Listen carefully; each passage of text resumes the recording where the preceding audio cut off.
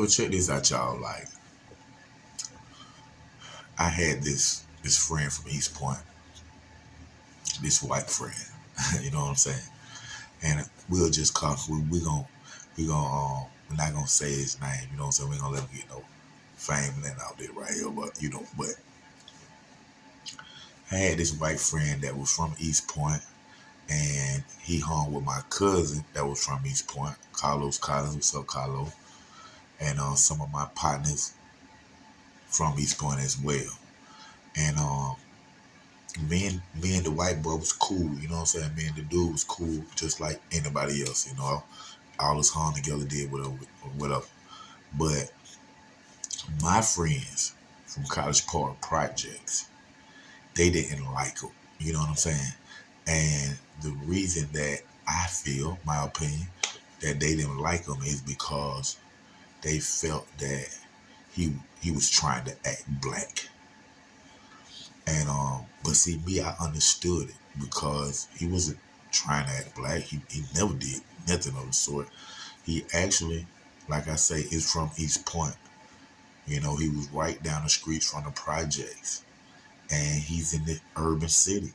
This is the inner city, and this is where he grew up at, just like anybody else. So he was no different. That's how I felt. And I knew that he wasn't trying to act like he was black. He was black because that was the only way that he knew how to act.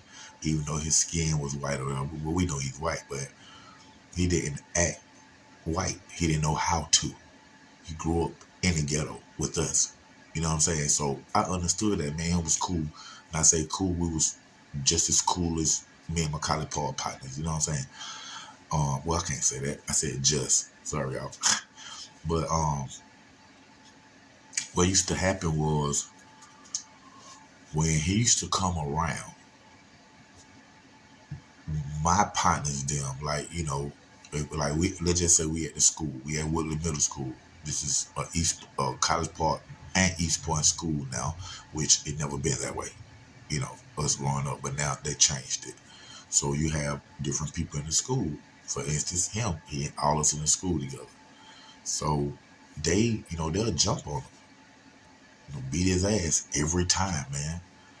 And don't get me wrong though, he fought back every time. You know what I'm saying? He was so wild and swung wild, just that it took 2 or 3 of them, no matter what. I give him that, hats off. I give him that right there. It took 2 or 3 of them, but it was 8 or 9 of them. So 3 wasn't a problem.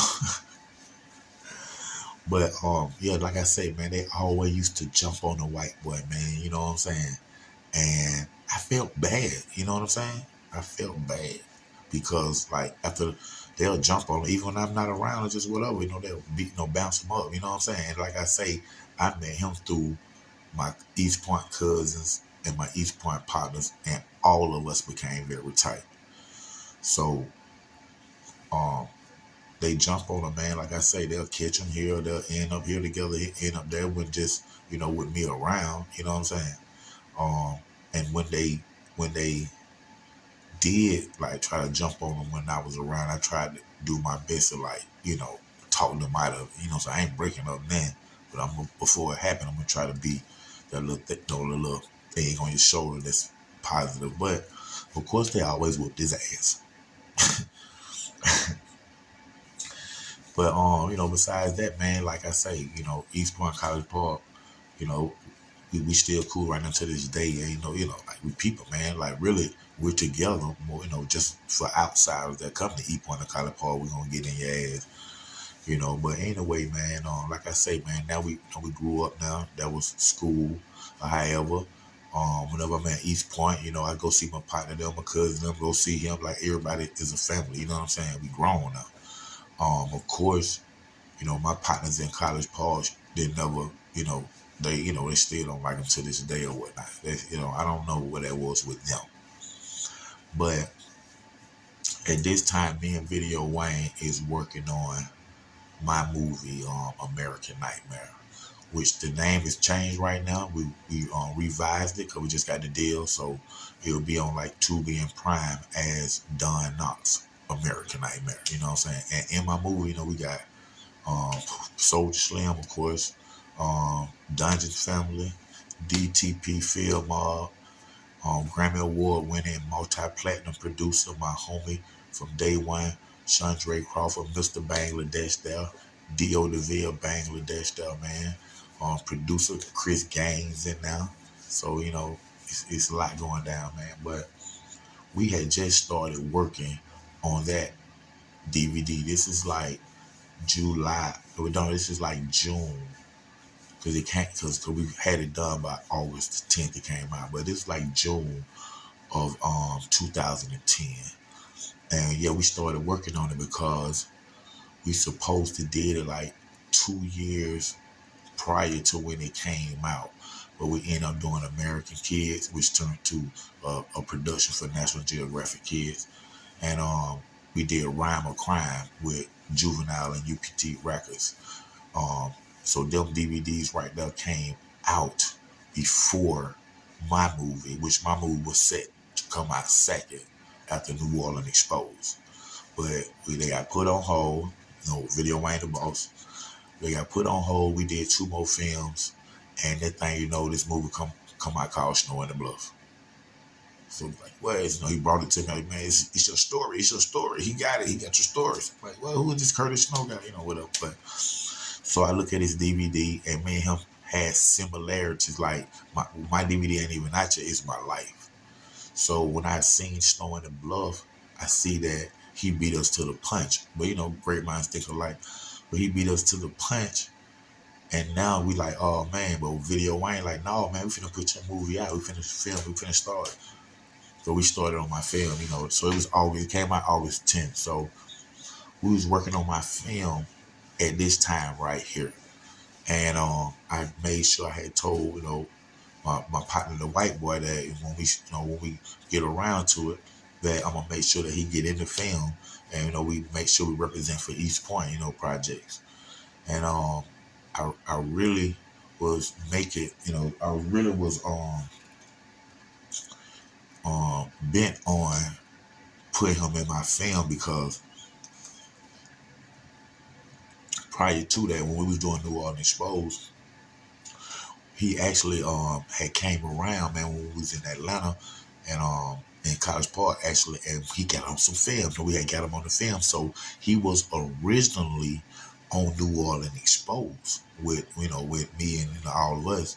But in the editing process, Video Wayne, controlled the knobs. In the editing process, he was cut out. It just didn't fit our project, like that. So, of course, he was upset about that, was sad.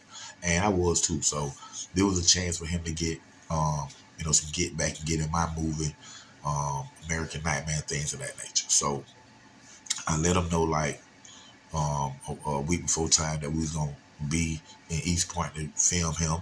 At the time, we filming American Nightmare, which is a movie about my life. And at the time, we was filming Atlanta Exposed, which is still on the shelf right now. Atlanta Exposed, which is a spinoff of New Orleans Exposed that we did.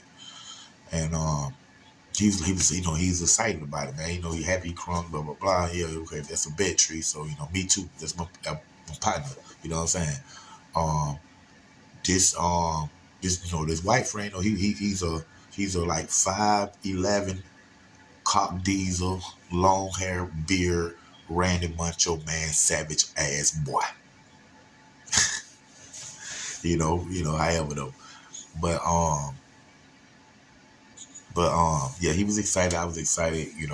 Everybody really excited because I got going through the hood filming. A lot of stuff going on at this time. American Nightmare DVD, Trece filming his life. Go interview a school teacher. The police who locked me up. My partners in the hood, my sister, my mama. What I'm saying? Bangladesh is going down. So, word was out. Everybody was saying the movement. And so this week that's at hand, I'm finna go to Riverdale, Georgia, and film Johnny Orr and JJ, one of my close friends from College Park. And when we leaving out the door, the white boy called me. he called me, and he was like, "Hey, Trece, man, you need to come up here to East Point and film today. Man, it's so crunk out here." And he was just really telling me what was going on. But I told him we got a schedule, we got to stick to it. This week we up in Riverdale, stuff like that. And he was like, "Man, I'm telling you, you will love this footage. There's so many people out here, it's like the Freak Nick and stuff like that."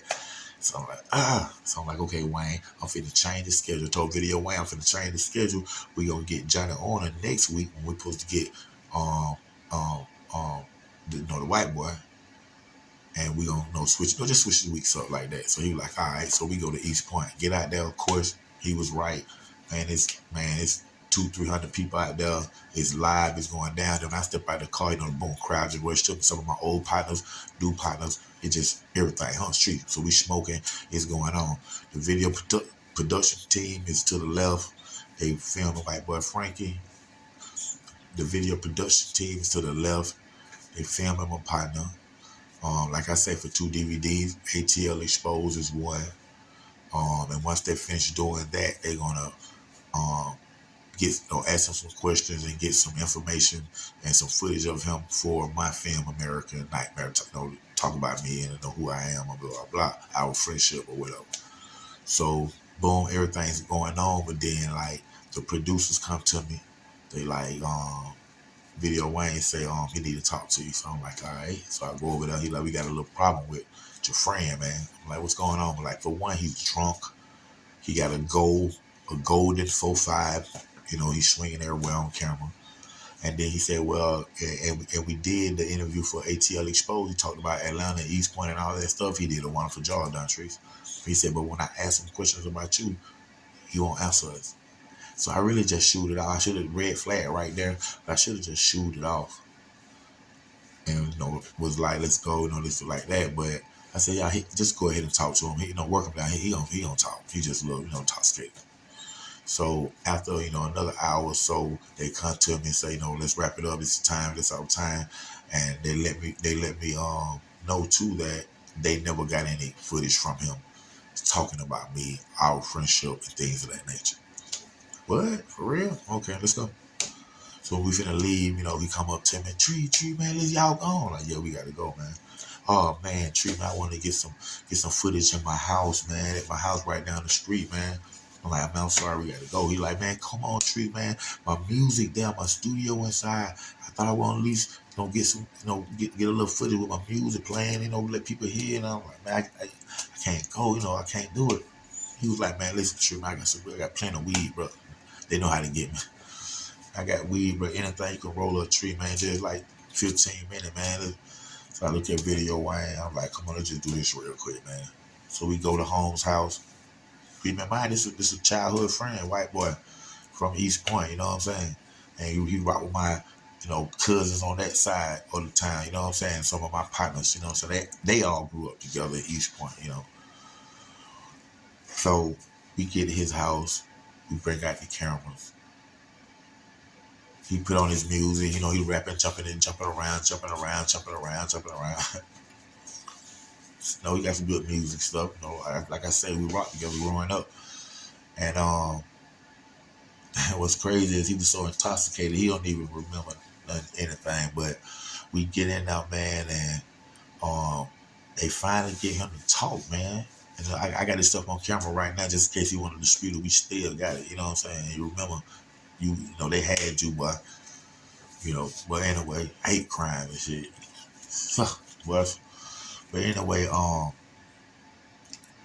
so like I said, we listened to the music. They finally interviewed him. Um, um, got him open up to talk, talking stuff. So what happened was, the crazy part about it is, they asked him, "Hey man, check this out, man. You and Dontrece, y'all grew together, man. I heard y'all was great friends, man. Tell me how it was growing up with him, like that." That was actually Video Wayne, question to him. And when I say, for some odd reason, man, he looked at the camera and that man said, "Yeah, man, Dontrece and his partner, all them." Then he started naming my friend. Them niggas used to jump me when I was in, this. They had to jump me, boy, because they know I'm good with my hands, boy. And this and that. He just like, my partners. But not only them, me too. He put me in the category, said my name, said that we try to jump him. This is what we did, try this, and one-on-one, he'll beat all our ass. And just all these, whoa, you know, everybody was shocked. Everybody. And I remember the last word that he said on camera was, I'm telling y'all, none of these folks, like, no, none of these folks can fuck with me. You know, he talking about with his hands and stuff. And when he said that, Video Wayne panned the camera to me.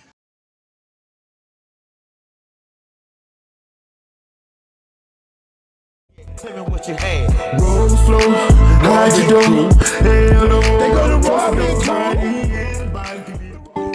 Dropping weight all day. Dropping weight, dropping weight all day. Call me bully, dropping all on her face. Didn't complain one time, she kept her anger in the